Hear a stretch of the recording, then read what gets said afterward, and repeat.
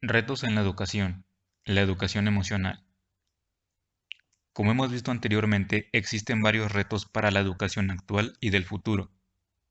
La mayoría de estos van ligados a las características de las nuevas generaciones, como un uso constante del Internet y las nuevas tecnologías o la tendencia a cuestionar la autoridad y sus argumentos. Muchas de estas formas de comportarse serán aún más marcadas en futuras generaciones y se relacionan con las demandas que están surgiendo actualmente. En esta ocasión, vamos a hablar sobre las necesidades de formación emocional, las cuales son herramientas prioritarias para hacerle frente a un mundo que se encuentra en constante transformación. ¿A qué nos referimos cuando hablamos de formación emocional? Para aclarar este punto, tenemos que aclarar lo que es la educación emocional. Una definición formal y bastante amplia de educación emocional es la siguiente. Es un proceso educativo, continuo y permanente, que pretende potenciar el desarrollo emocional como complemento indispensable del desarrollo cognitivo, construyendo ambos los elementos esenciales del desarrollo de la personalidad integral. Para ello, se propone el desarrollo de conocimientos y habilidades sobre las emociones, con objeto de capacitar al individuo para afrontar mejor los retos que se plantean en la vida cotidiana. Todo ello tiene como finalidad aumentar el bienestar personal y social. Esta es una definición propuesta por Rafael Vizquerra. De manera simplificada, estamos hablando de lograr que una persona sepa reconocer, comprender y convivir tanto con sus emociones como con las de las personas que les rodean. ¿Por qué es necesario brindar educación emocional a los alumnos? Entendamos primero que existen diferentes tipos de conocimientos en las personas. Tanto tú como todas las personas que conoces poseen diferentes habilidades y conocen diferentes datos. Algunos quizás, al tener una formación universitaria, tendrán conocimientos especializados y algún tipo de certificado que les permita ejercer una determinada profesión, ya sea como abogados, médicos, contadores, etc. A esto llamamos educación formal. Existen también la educación que hemos recibido todos de manera informal mediante nuestros padres, familiares cercanos, amigos y otras influencias sociales a las que hemos estado muy expuestos. En ambos tipos de educación, hemos desarrollado diferentes tipos de conocimientos y saberes. Cuando aprendemos algún significado o el uso correcto de algún concepto, estamos frente a un conocimiento de tipo conceptual.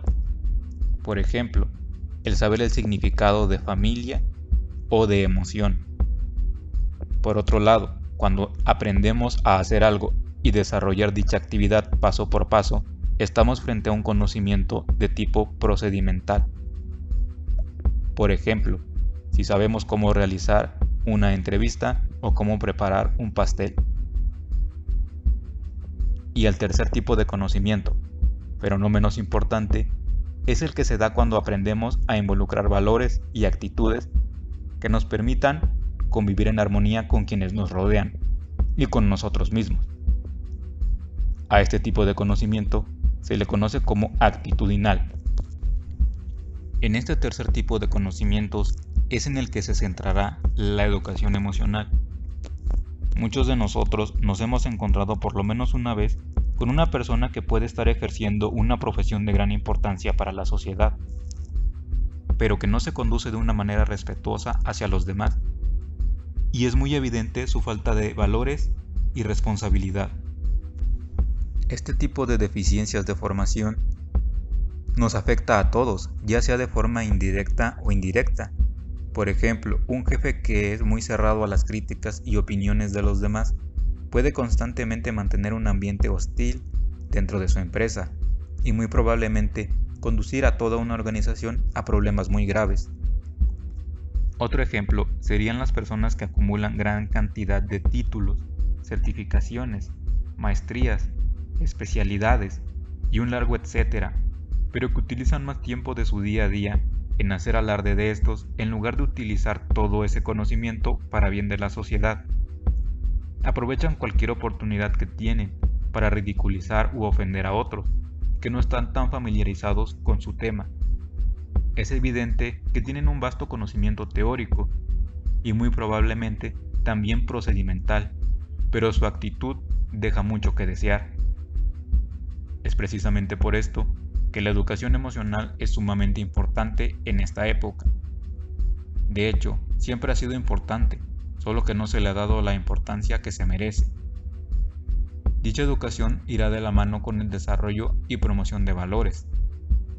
No solamente ayudará a que los individuos se lleven mejor, sino también a que se conozcan más a sí mismos. Un niño puede aprender que las emociones de los demás son tan importantes como las de él mismo. Habremos preparado el terreno para un adulto empático y responsable, capaz de cuidar de sí mismo y de quienes le rodean. A continuación, analizaremos las diferentes habilidades que se pretenden desarrollar con la educación emocional. Número 1. Conciencia emocional. Esta es la capacidad para tomar conciencia de las emociones propias y las emociones de los demás. Se compone de los siguientes elementos: toma de conciencia de las propias emociones, es decir, ser capaces de percibir con precisión los propios sentimientos y emociones, identificar qué emociones pudieran aparecer de forma simultánea. Por ejemplo, darse cuenta de que se puede estar molesto y al mismo tiempo preocupado. Esto puede resultar algo difícil al principio debido a que hay emociones muy intensas que dificultan o incluso llegan a imposibilitar la toma de conciencia. Dar nombre a las emociones. Es utilizar un vocabulario adecuado y manejar expresiones disponibles en un contexto cultural determinado para designar los fenómenos emocionales. Supone evitar frases como "me siento raro", "me siento bien pero al mismo tiempo me siento mal", "me siento no sé cómo", "no lo puedo explicar". Comprensión de las emociones de los demás. Significa poder percibir con precisión las emociones y sentimientos de quienes nos rodean e implementar la empatía en nuestras vivencias emocionales. Puede utilizarse la identificación de elementos del lenguaje verbal y no verbal, así como comprender si la persona está intentando ocultar estas emociones y respetar sus motivos. Tomar conciencia de la interacción entre emoción, cognición y comportamiento. Los estados emocionales afectan nuestra conducta y esta afecta la emoción. Ambos pueden regularse por la cognición. Muchas veces pensamos y nos comportamos en función del estado emocional, aunque también puede darse en vías opuestas. Es decir, podemos originar estados emocionales gracias a nuestros pensamientos. Por ejemplo, al recordar algo como la pérdida de un familiar querido, estamos generando una emoción como la tristeza. Sin embargo, también podríamos utilizarlo para generar emociones positivas. Número 2. Regulación emocional. Va ligada a la capacidad de manejar los sistemas de pensamiento, emoción y comportamiento. Para esto es necesario desarrollar las siguientes capacidades. La expresión emocional apropiada. Significa expresar las emociones de una manera adecuada al contexto en el que surgen. Implica comprender que el estado emocional interno no necesita corresponder con la expresión externa. Supone ser capaces de identificar cómo la expresión de nuestras emociones y sentimientos puede impactar en los demás y en nosotros mismos, y tener esto en cuenta antes de actuar de una manera determinada. Por ejemplo, es entender que si no recibimos el trato deseado en algún lugar como un restaurante, no es motivo suficiente para gritarle a la otra persona, pues esto puede traer consecuencias negativas más que positivas. Regulación de emociones y sentimientos. Implica el aceptar que los sentimientos y emociones a menudo deben ser regulados, incluyendo la regulación de la impulsividad, que puede generar comportamientos de riesgo. La tolerancia a la frustración, para prevenir estados emocionales negativos como son el estrés, la ansiedad o la ira. Implica también la capacidad de perseverar en el logro de los objetivos a pesar de las dificultades, capacidad para diferir recompensas inmediatas a favor de otras más a largo plazo, pero de un orden superior. Habilidades de afrontamiento. Significa poder afrontar retos y situaciones de conflicto con las emociones que generan. Esto implica estrategias de autorregulación para gestionar la intensidad y la duración de nuestros estados emocionales. Competencia para autogenerar emociones positivas. Es la capacidad de generar en uno mismo y experimentar de forma voluntaria y consciente emociones positivas como la alegría, el humor o el amor, con el propósito de disfrutar de la vida. Implica el poder autogestionar el propio bienestar emocional en busca de una mejor calidad de vida. Esto va ligado a la habilidad mencionada en el anterior punto, sobre tomar conciencia de la relación que existe entre la emoción, la cognición y el comportamiento. Autonomía emocional. Son un conjunto de características ligadas a la capacidad de un individuo para la autogestión de las emociones. Entre dichas características podemos identificar las siguientes. Autoestima. Se refiere a tener una imagen positiva de sí mismos, estar satisfecho con las características, tanto físicas como intelectuales y sociales, que tenemos. Mantener buenas relaciones consigo mismo y tenerse un buen nivel de autoconcepto. Automotivación. Es la capacidad de motivarse a sí mismo a involucrarse emocionalmente en actividades diversas de la vida personal, social, profesional, en tiempo libre, etc. La motivación y la emoción van de la mano. Suponen la identificación de los motivadores intrínsecos para la realización de actividades, es decir, esos motivos que nacen de nosotros mismos.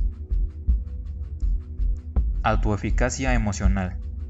Hace referencia a la percepción de que se es capaz y eficaz en las relaciones sociales y personales, gracias a las competencias emocionales. Es percibirnos a nosotros mismos con capacidad para sentirse como se desea, para generarse las emociones que se necesitan. Responsabilidad. Es la capacidad para responder por los propios actos. Supone la intención de implicarse en comportamientos seguros, saludables y éticos. Aquí abarca tanto el cuidado físico como el mental y emocional. Llegados a la edad adulta, los únicos que tenemos responsabilidad de nuestro bienestar somos nosotros mismos. Actitud positiva. Es la capacidad para decidir que voy a adoptar una actitud positiva ante la vida, a pesar de que siempre van a sobrar motivos para que la actitud sea negativa. Esto no supone negar los aspectos negativos de la vida o los problemas, sino entender que en ocasiones, con nuestra actitud, terminamos haciendo de un problema no tan grande un problema enorme que termina por sobrepasarnos. Análisis crítico de normas sociales. Es la capacidad para evaluar críticamente los mensajes sociales, culturales y de los medios de comunicación masivos relativos a normas sociales y comportamientos personales. En una sola frase, es la capacidad de ir contra la corriente, anteponernos a formas de ser estereotipadas que pueden afectarnos o terminar afectando a otros. Resiliencia.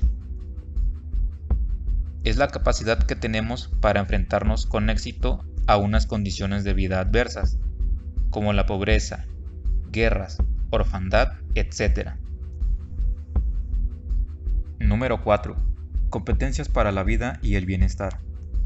Hace referencia a la capacidad para adoptar comportamientos apropiados y responsables, para afrontar satisfactoriamente los desafíos diarios de la vida. Se compone de las siguientes capacidades. Fijar objetivos adaptativos. Es la capacidad para fijar nuestros objetivos positivos y realistas.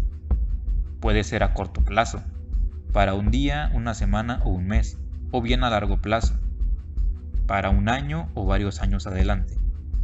Esto con la finalidad de que seamos capaces de completar lo que iniciamos, ya que en muchas ocasiones nos fijamos metas poco realistas para realizarlas en un corto periodo de tiempo y tendemos a dejarlas en el olvido al no conseguirlo. Toma de decisiones.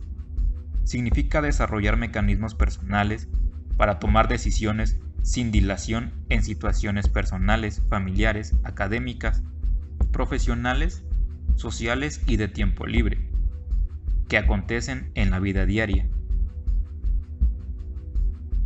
Buscar ayuda y recursos. Es la capacidad para identificar la necesidad de apoyo y asistencia, y saber acceder a los recursos disponibles apropiados. Las personas somos seres sociales y por naturaleza tendremos a necesitar de ayuda en varias ocasiones. Debemos comprender que esto no nos hace débiles o inadaptados, por el contrario nos hace más humanos. Ciudadanía activa, participativa, crítica, responsable y comprometida. Esto implica reconocimiento de los propios derechos y deberes, tanto propios como de quienes nos rodean. Bienestar emocional es la capacidad para gozar de forma consciente de bienestar tanto emocional, subjetivo, psicológico, físico, etc. y procurar transmitirlo a las personas con las que se interactúa. Adoptar una actitud favorable al bienestar individual y colectivo. Y por último, se encuentra la capacidad de fluir, de generar experiencias óptimas en la vida profesional, personal y social. Está muy relacionada con las habilidades anteriormente mencionadas y tiene que ver con la aplicación de estas en nuestro día a día. No tener miedo, no rendirnos y dar lo mejor de nosotros mismos. Consideraciones para implementar la educación emocional. Orientarse más a lo práctico que a lo teórico, es decir, que los contenidos relacionados a la educación emocional no se presenten como mera información que hay que memorizar o repetir, sino como algo que se debe experimentar en carne propia, para comprender los beneficios que se obtienen tanto para el individuo como para la sociedad. Algunas estrategias comprenden el juego de roles, la dramatización, dinámicas de integración, autoconocimiento y la implementación de cuentos, narraciones o metáforas. Todo esto depende del nivel en el que se pretenda implementar dichas actividades. Involucrar a todos los agentes del proceso educativo. Profesores, alumnos, padres de familia son los principales agentes a los cuales nos referimos. Todos ellos deberán contar con la asesoría y acompañamiento de un experto, como lo puede ser un psicólogo o un orientador educativo. No para que se haga cargo él solo, sino como un medio de apoyo. Comenzar por el ejemplo. Esto es una gran medida y va ligada a los puntos anteriores. Cualquier profesor o psicólogo puede pararse frente a un grupo y decirle los pasos para mantener una buena regulación emocional, o mantener relaciones emocionales sanas entre nosotros mismos.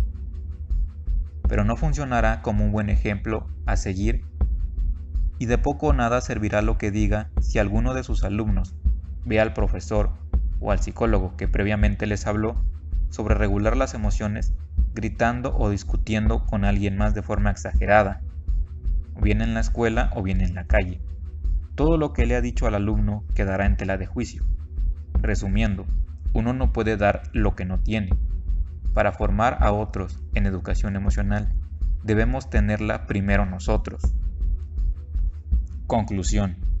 La educación emocional es indispensable para aumentar la calidad de profesionistas realmente comprometidos con la sociedad, que reconozcan la importancia que tienen todos los individuos que le rodean y, por supuesto, reconozca su valor propio. Si queremos construir un mundo con menos violencia, menos desigualdad y mayor calidad humana, debemos optar por una formación en la cual el reconocimiento, comprensión y manejo de las emociones no sea algo complementario, sino un eje principal de trabajo, fomentando el desarrollo de competencias esenciales para una sana convivencia, integrando a la sociedad seres humanos con valores y capacidad de salir adelante sin la necesidad de pasar por encima de los derechos de los demás. De esta manera, se permite a todos por igual el pleno desarrollo de sus capacidades físicas, sociales, emocionales e intelectuales. Esto sería todo por el momento. Por su atención, muchas gracias.